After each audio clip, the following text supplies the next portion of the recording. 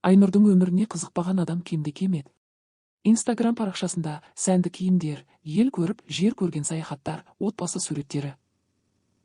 Мінсіз. Үш баласы да тастай, күйеуі табысты кәсіпкер, ал өзі психолог, мотивациялық спикер. Адамдарға бақытты болудың 5 ережесі туралы тренинг өткізіп, залдағыларды жылататын. Бірақ ешкім Айнұрдың кешке жылап ұйықтайтынын, кейде өмірден түңілетінін білмейтін. Күйеуі азамат сырт көзге мейірімді, отбасын сүйетін азамат көрінгенімен, шындықта салқын, қатыгез, қатаң адам еді. Балалар алдындағы әкелік рөлін мінсіз ойнайды, бірақ Айнұрға деген құрметі әлдеқашан жоғалған.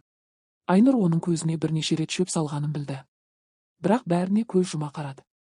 Себебі мінсіз әйел образын бұзғысы келмеді. Ең жаманы, ол өз өмірін өзгелердің көзі үшін ғана сүріп жүргенін сезетін. Бір күні Айнұрдың жеке сессиясына жас қыз келді. Аты аяулым жылап отырып: "Сізге қарап менде сондай болғым келді. Сіздің күйеуіңіздей ер тапсам деймін" деді. Айнұр сасып қалды. Іштей айқайлап: "Қызым, менің өмірімді қалама. Бұл тек әдемі безендірілген түрме ғана" дегісі келді. Бірақ психолог ретінде жай ғана жымиып: "Әркімнің жолы бөлек, аяулым" деді. Сол сәтте Айнұрға бір шындық жетті.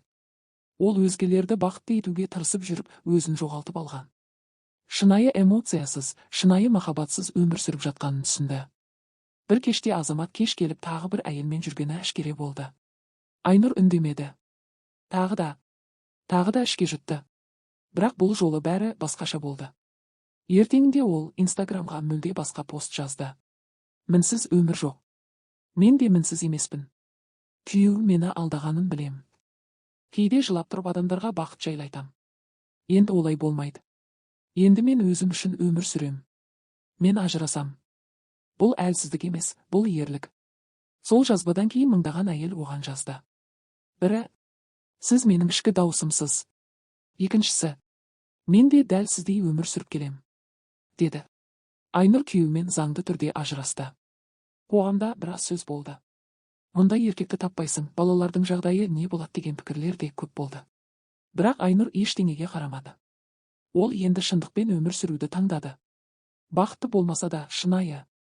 Енді ол тренингтерде тек мотивация айтпайды, өмірдің ащы шындығын да айтады. Адамдар оның көзіне қарап, жалған жылтырау емес, шынайы жарықты көреді. Мінсіз өмір жоқ. Бірақ шынайы өмір бар. Өтірік күлкіден, жалған сән салтанаттан гөрі өзіңмен жарасып, жүрегіңмен үндескен өмір ең үлкен бақыт. Айнұр соны түсінді.